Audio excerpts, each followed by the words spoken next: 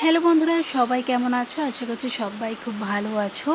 তো টুম্পাস ক্রিয়েটিভিটি চ্যানেলে তোমাদের সবাইকে আবারও অনেক অনেক স্বাগত। তো চলো, আজকে গতকালের 3 পিস মাছ ফ্রিজে ছিল।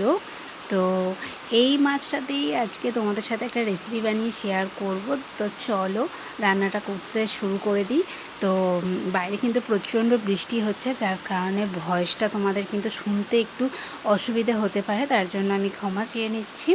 তো চলো, কড়ার মধ্যে বেশ কিছুটা তেল দিয়ে নিয়েছি। মাছটা কাল যেহেতু ভাজাই ছিল, কিন্তু ফ্রিজের মধ্যে যেহেতু ছিল আরেকটু আমি ভেজে নেব, তাতে কী হবে, মাছটা একটু টাটকা টাটকা ফিল আসবে আর কি। তো চলো, মাছগুলো একটু হালকা করে আরেকবার ভেজে নিয়ে কিন্তু রান্নাটা আমি শুরু করব। তো তোমরা যারা আমার চ্যানেলটা সাবস্ক্রাইব করে রেখেছো তাদেরকে তো অনেক অনেক ধন্যবাদ। তোমরা এভাবেই আমার পাশে থেকো। আর যারা এখনও আমার চ্যানেলটা সাবস্ক্রাইব করোনি, অবশ্যই কিন্তু চ্যানেলটাকে সাবস্ক্রাইব করে পাশে থাকা বেল আইকনটাকে প্রেস করে রেখো। নিত্য নতুন ভিডিও আপলোড করলেই সবার প্রথম তাহলে নোটিফিকেশনটা তোমাদের কাছে পৌঁছে যাবে। তো এদিকে মাছগুলো কিন্তু ভেজে আমি তুলে রেখেছি। কড়াইতে যে তেলটা ছিল তার মধ্যেই ফোড়নে দিয়েছি 5 ফোড়ন সামান্য, তারপর দিয়ে দিয়েছি কিন্তু পেঁয়াজ কুচি, আর পরিমাণ মতো নুন দিয়ে পেঁয়াজটাকে একদম লাল লাল বেরেস্তার মতো করে ভেজে নিয়েছি। এবার দিয়ে দিচ্ছি একটা টমেটো, 4 টুকরো করে নিয়েছিলাম, সেটাও অ্যাড করে দিয়েছি। এবার টমেটোটা একটু নরম নরম হয়ে যাওয়া পর্যন্ত নাড়াচাড়া করতে থাকবো। এদিকে নিয়েছি আদা আর রসুন বাটা, সেটাও অ্যাড করে দিলাম। এবার কিন্তু মশলাটাকে খুব ভালো করে কষিয়ে নিতে হবে। এতে আমি শুধুমাত্র 2টো গুঁড়ো মশলা অ্যাড করব, লঙ্কা গুঁড়ো আর হলুদ গুঁড়ো। আদার্স কোনো মশলা ইউজ করব না, কিন্তু রান্নাটা কিন্তু একদম জমজমাটি খেতে হয়। তো তোমরাও অবশ্যই এই রেসিপিটা ট্রাই করো, খুবই সাধারণ আর সহজেই বানিয়ে নিতে পারবে। তো মশলা ধোয়ার জলটাও আমি অ্যাড করে দিচ্ছি। মশলা ধোয়ার জলটা আমরা যারা ভিডিও দেখো তারা দেখবে প্রায়ই আমাকে এইটা আমি করি আর কি।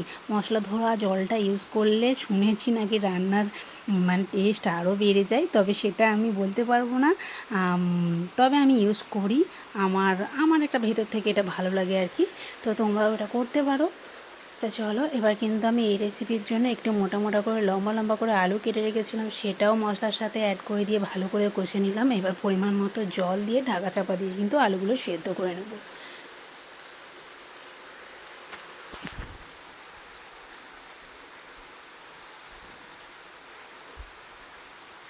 তো ঢাকাটা খুলে এবার দেখে নেব আলুগুলো ভালো করে সেদ্ধ হয়েছে কিনা। এই রেসিপিটা কিন্তু খুবই সহজেই তোমরা বানিয়ে ফেলতে পারবে, কারণ কোনো রকম নামানো নামানির ঝামেলা নেই, একদম একেবারেই কাজ সেরে ফেলবে। তো চলো, এদিকে আলু খুব ভালো করে সেদ্ধ হয়ে গেছে। এবার মাছগুলো আমি এক এক করে দিয়ে দেব। তো মাছগুলো দিয়ে ফুটে উঠলেই কিন্তু উপর থেকে সামান্য একটু কাসুরি মেথি ছড়িয়ে দিলে কিন্তু আজকের রেসিপিটা আমার একেবারে কমপ্লিট হয়ে যাবে। তো আজকের এই রেসিপিটাও তোমাদের কেমন লাগলো অবশ্যই কিন্তু কমেন্টে জানিও। আর ভিডিওটা যদি ভালো লেগে থাকে অবশ্যই কিন্তু বন্ধুদের সাথে শেয়ার করে দিও, আর লাইক কমেন্ট তো করতে ভুলোই না। তো কমেন্ট করলে আমি আরেকটু উৎসাহ পাবো, তাতে কী হবে, তোমাদের সাথে আরও বেশি বেশি করে ভিডিও শেয়ার করার ইচ্ছাটা আমার বাড়বে আর কি। তো চলো, মাছের এই রেসিপিটা তোমাদের কেমন লেগেছে অবশ্যই কমেন্টে জানিও। আবারও দেখা হবে অন্য কোনো ভিডিওতে। টাটা।